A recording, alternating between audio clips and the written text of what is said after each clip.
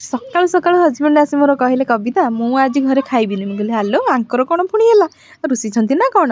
ନା ନାଇଁ ମ ଆଜି ଆମର ସାଙ୍ଗମାନଙ୍କର ଗୋଟେ ଫିଷ୍ଟ ଅଛି ଆଉ ନେଲୁ ନେଲୁ ଏଇ ମଟନଟା ଟିକେ ସିଝେଇ ଦେବୁ।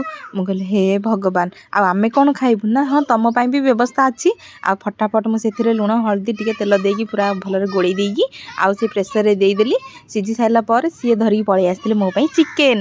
କହିଲେ ଆଜି ଚିକେନରେ ଯାହା ତମେ ରେସିପି କରିକି ଖାଅ। ମୁଁ କହିଲି ଆଜି କ'ଣ କରିବା? ଆଉ ମୋ ଯାଆ କହିଲେ ମୋ ନାନୀ ଆଜି ପକୋଡ଼ା କରୁନ। ମୁଁ କହିଲି ହଉ ତାହେଲେ ଆଉ ଆମେ ତ 2 ଜଣ ଅଛେ ଆଉ ସଫିସିଏଣ୍ଟ ପୁରା ଆଜି ପକୋଡ଼ା ମନ ଭରିକି ଖାଇବା ଆଉ। ନା ହଉ ତାହେଲେ ତମେ ଜଲ୍ଦି ଜଲ୍ଦି ରେଡ଼ି କରିନି। ତାପରେ ମୁଁ ଚିକେନକୁ ଭଲ ଭାବରେ ଧୋଇକି ସେଥିରେ ଆମର ଯାହା ବେସିକ୍ ମସଲା ଯାହା ଆମର ରହିଲା ଜିରା ଗୁଣ୍ଡ ଧନିଆ ଗୁଣ୍ଡ ଚିକେନ ମସଲା ଆଉ କାଶ୍ମୀରୀ ଚିଲି ପାଉଡ଼ର ଏଇଗୁଡ଼ାକ ସବୁ ଭଲ ଭାବରେ ମିଶାଇ ଦେଲି। ମିଶାଇ ସାରିଲା ପରେ ସେଥିରେ ମୁଁ ଆଡ଼୍ କରିନେଇଥିଲି ଟିକେ ଫୁଡ଼୍ କଲର୍ ଦେଲା ପରେ ମୁଁ ସେଥିରେ ଆଡ଼୍ କରିନେଲି ଲୁଣ। ଆପଣ ଚାହିଁଲେ ଫୁଡ଼୍ କଲର୍ଟା ସ୍କିପ୍ କରିପାରିବେ। ତାପରେ ମୁଁ ଏଠି ପକାଇ ଦେଇଥିଲି କସ୍ତୁରୀ ମେଥି, ତାପରେ ପକାଇ ଦେଇଥିଲି ଧଳା ରାଶି, ତାପରେ ଆମର ହେଲା ପୁଦିନା ପତ୍ର, ତାପରେ ଧନିଆ ପତ୍ର ଭୃଷଙ୍ଗ ପତ୍ର ଏଇ ସବୁକୁ ଭଲ ଭାବରେ ଆମର ପକାଇ ନେଇଥିଲି।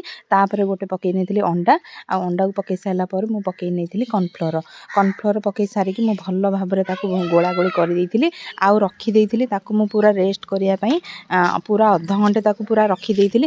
ଆଉ ଦେଖନ୍ତୁ ଚିକେନ ଦେହରେ ମସଲା ଗୁଡ଼ିକ ପୁରାପୁରି ଭାବରେ ପୁରା ମିଶି ଯାଇଛନ୍ତି। ଆଉ ଦେଖନ୍ତୁ କେତେ ପୁରା ମାନେ ଭଲସେ ସୁନ୍ଦର ଦିଶୁଛି। ଆଉ ଚାଲନ୍ତୁ ତାକୁ ଏବେ ଛାଣିବା। ତ ମୁଁ କରେଇରେ ପୁରା ତେଲ ଗରମ କରିନେଲି ଆଉ ସେଇ ପକୋଡ଼ା ଗୁଡ଼ିକୁ ପକାଇଦେଲି। ଆଉ ଦେଖନ୍ତୁ କେତେ ସୁନ୍ଦର ଭାବରେ ପୁରା କ୍ରିସ୍ପି ହେଇକି ବଢ଼ିଆ ଭାବରେ ହେଇଯାଇଛି ଆମର ଚିକେନ ପକୋଡ଼ା। ତ ସାଙ୍ଗମାନେ ଆମର ରେଡ଼ି ହେଇଗଲା ଚିକେନ ପକୋଡ଼ା। ତ ସାଙ୍ଗମାନେ ମୁଁ ତ ଚାଲିଲି ଖାଇବା ପାଇଁ ଆଉ ଖାଇଲା ଭିତରେ ଆପଣ ମୋତେ ଗୋଟେ ଲାଇକ୍ ଆଉ ମୋତେ ଫଲୋ କରିନେବେ। ରହିଲି ଜୟ ଜଗନ୍ନାଥ।